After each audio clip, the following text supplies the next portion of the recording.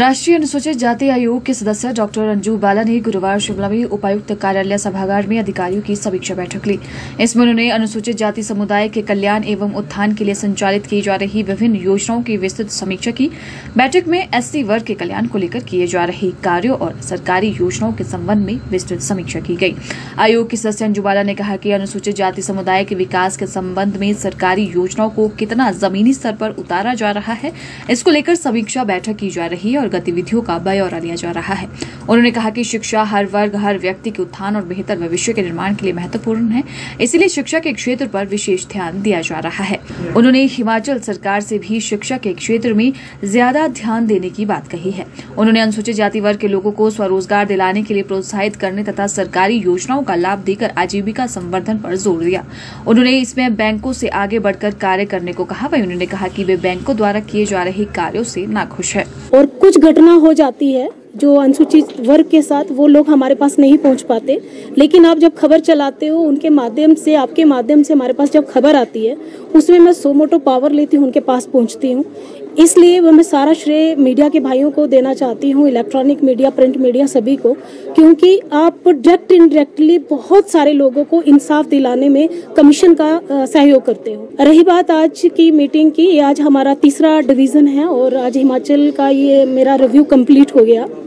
हम मंडी भी करके आ रहे हैं, धर्मशाला भी करके आ रहे हैं और आज फाइनली शिमला का भी हो गया।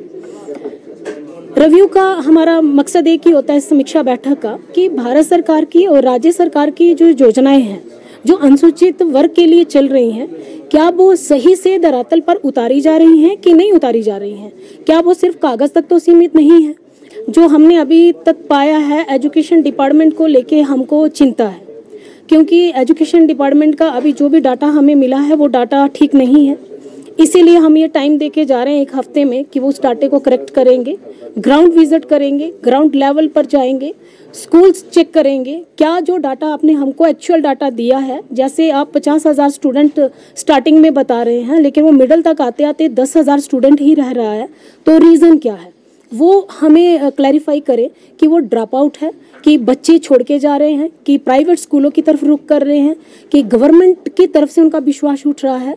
तो ये सारी चीज़ों पे समीक्षा हुई और एजुकेशन डिपार्टमेंट से हम विशेष कर इसको हम ज़्यादा लेते हैं, क्योंकि ये आगे का ये फ्यूचर है। अगर शिक्षा नहीं होगी तो कुछ भी नहीं होगा।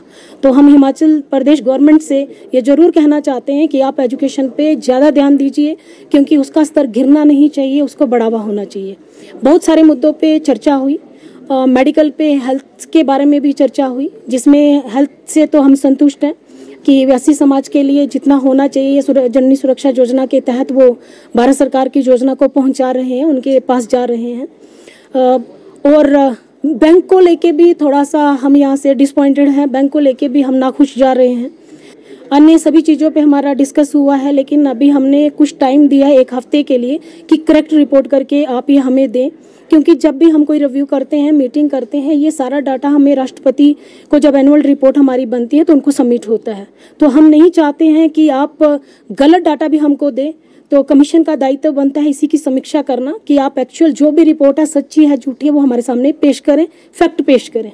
तो इसी के लिए हम आज हिमाचल आए थे और ये एक सक्सेसफुल हमारा विजिट रहा और आगे बहुत जल्दी हो सकता है जनवरी में 2nd वीक में फुल कमीशन भी आ सकता है और फुल कमीशन भी यहाँ के रिव्यू करेगा और फिर हिमाचल स्टेट का पूरा डाटा लेके हम जाके राष्ट्रपति को सबमिट करेंगे।